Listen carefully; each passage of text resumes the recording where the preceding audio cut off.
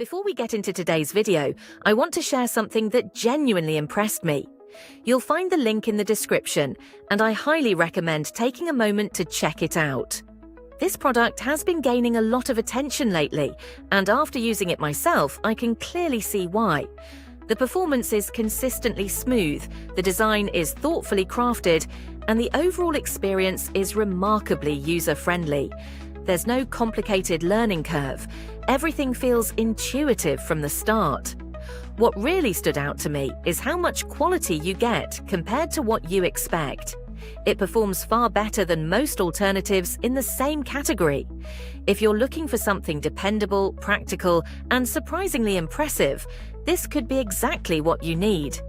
Take a look through the link below. I think you'll be pleasantly surprised. Before we continue, I want to highlight something truly impressive. Before we get into today's video, I want to share something that genuinely impressed me.